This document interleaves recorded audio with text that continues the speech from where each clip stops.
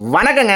இன்னைக்கு எங்க ஒர்க்குன்னு பார்த்தீங்கன்னா, எங்க வீட்ல தாங்க. என்னாச்சுன்னு பார்த்தீங்கன்னா, நைட் ஒரு 9:30, 9:45 போல மோட்டார் ஸ்விட்ச போட்டா மோட்டர் ஓடலங்க.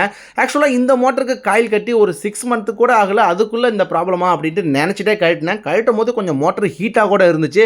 எனக்கு அப்பவே புரிஞ்சு போச்சு இது காயில் தான் போயிடுச்சு அப்படின்ட்டு. அதே போல ஓப்பன் பண்ணி பார்த்தா காயில் வந்து நல்லா கருகி போய் இருந்துச்சுங்க. கொஞ்சம் ஈரப்பதத்தோட இருந்துச்சு. பேரிங்குமே கொஞ்சம் டைட்டா புடிச்ச மாரி இருந்துச்சு. என்னடா இது! இதுக்கப்புறம் இதுக்கு காயில் கட்ட தேவையில்ல அப்படின்ட்டு காலையிலேயே வீட்ல போய் மோட்டார் வாங்கிட்டு வந்துட்டாங்க. இந்த மோட்டாரை எப்படி நம்மளே வீட்ல ஃபிக்ஸ் பண்ணலாம் அப்படின்றத தான் நான் உங்களுக்கு சொல்லி தர போறேன். நீங்களே வீட்ல நான் சொல்ற டூல்ஸ் இருந்தா மாட்டிடலாங்க. ஒரு டெஸ்டர், ஒரு இன்சுலேஷன் டேப், ஒரு காம்பினேஷன் பிளேயர், அப்புறம் ஒரு 13, 14 ஸ்பேனர் இருந்தாலே போதுங்க. இதுல வந்து இன்லெட்ல வந்து நம்மளுக்கு ஒரு செக் வால்வ் அவங்களே கொடுத்துருப்பாங்க. அதை நம்ம ரிமூவ் பண்ணவே கூடாதுங்க. ஏன்னு பார்த்தீங்கன்னா ஏர் வாங்காம இருக்கிறதுக்கு.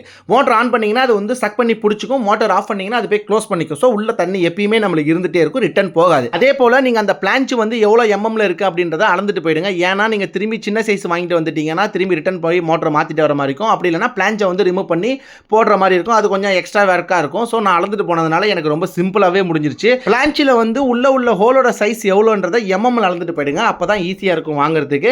பிளான்ச்சை டைட் பண்ணும் போதுமே ஒரே ஈவனாக டைட் பண்ணுங்க. ஒரு பக்கம் ஃபுல் டைட் பண்ணிட்டு இன்னொரு பக்கம் பண்ணீங்கன்னா அது வந்து ஒரு ஈவனாக வராது. அப்புறம் ஏர் வாங்குறதுக்கும் வாய்ப்பு இருக்கு. அது மட்டும் இல்லாமல் மழையில் நனைஞ்சிட்டு வேலை பார்க்கறதுக்கு ரொம்ப கஷ்டமாக இருந்துச்சுங்க. இரிட்டேட்டிங்காக வேற இருந்துச்சு. வேற என்ன பண்ணுறது, நம்ம தானே நம்ம வீட்டில் மோட்டரை ஃபிக்ஸ் பண்ணி ஆகணும் அப்படின்ட்டு கனெக்ஷனையும் எல்லாத்தையும் கொடுத்து முடிச்சுட்டு ஃபைனலாக ஒரு முக்கியமான விஷயம் பண்ணணும். என்னன்னு பார்த்தீங்கன்னா, அந்த பம்புக்கு மேலே ஒரு நட்டு இருக்கு பார்த்தீங்களா, அதை ரிமூவ் பண்ணி தண்ணி மறக்காம விட்டுருங்க. ஏன்னா பம்பில் எப்பயுமே தண்ணி இருந்துகிட்டே இருக்கணும். இல்லைனா மோட்டர் ஹீட் ஆகிறதுக்கு வாய்ப்பு இருக்கு.